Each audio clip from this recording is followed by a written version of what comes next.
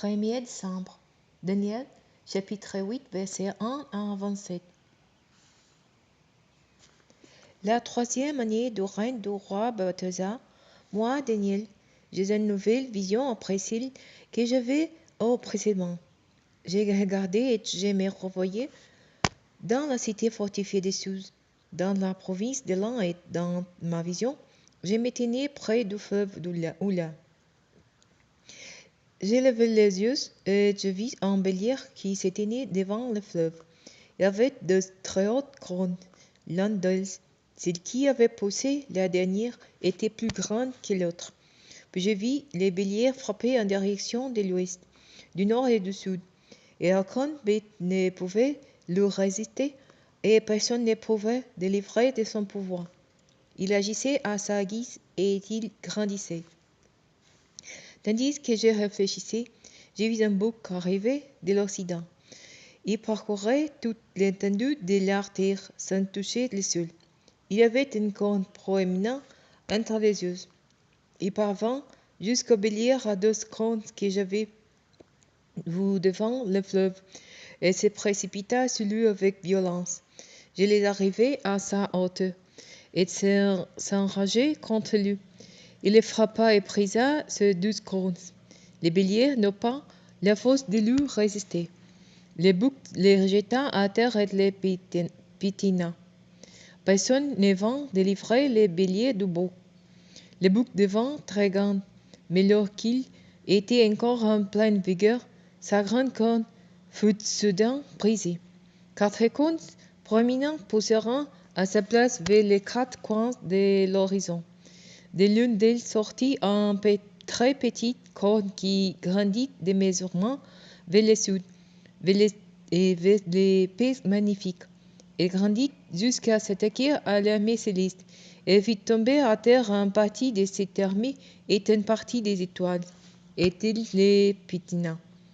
Et s'exalta au point de défier les princes de l'armée céleste, et mit fin au sacrifice perpétuel et bouleversa son sanctuaire jusqu'à ses fondations.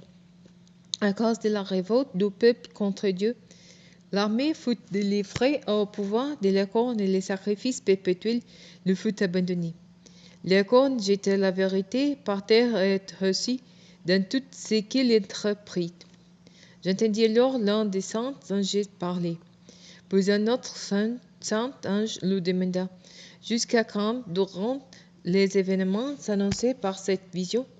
Jusqu'à quand le sacrifice perpétuel sera-t-il supprimé et la révolte qui cause la dévastation sévira-t-il?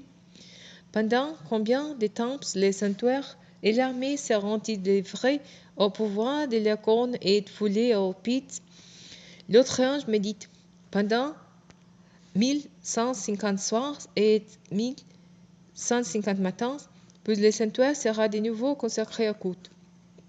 Pendant que moi, Daniel, j'ai contemplé cette vision et que j'ai cherché à la comprendre, j'ai vu debout devant moi un autre ayant l'aspect d'un homme, et j'entendis une voix d'homme venant de Oula qui appelait et disait: Gabriel, expliquez-lui la vision.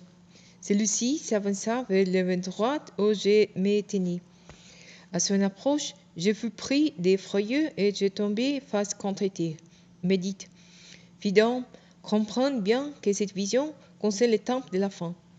Pendant qu'il me parlait, je perdis connaissance et tombai face contre terre, mais il me toucha et me fit venir debout sur place. Puis il me dit: je vais te révéler ce qui arrivera à la fin du temps de la colère divine, car un thème lui a été signé.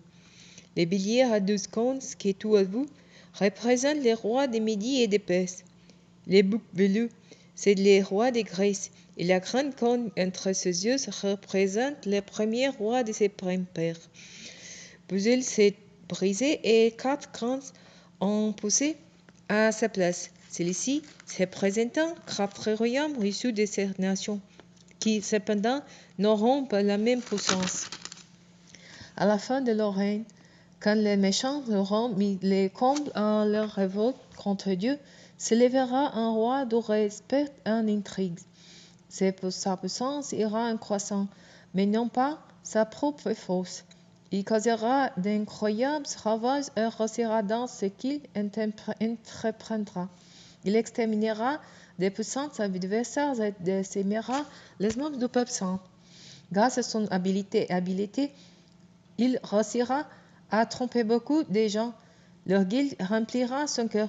Il fera périr bien des hommes qui vivent en paix. Il s'insurgera même contre les princes des princes, mais il sera brisé sans aucune intervention humaine. Ce qui t'a été annoncé dans la vision des soirs et des matins est parfaitement vrai, mais tiens, les saints cachés, car elle concerne une époque très lointaine. Là-dessus, moi, Daniel, je fus complètement épousé et malade pendant plusieurs jours. Après cela, je me relevai et je retournai m'occuper des affaires du roi. Je demeurai frappé de stupeur par cette vision que je ne parvenais pas à comprendre.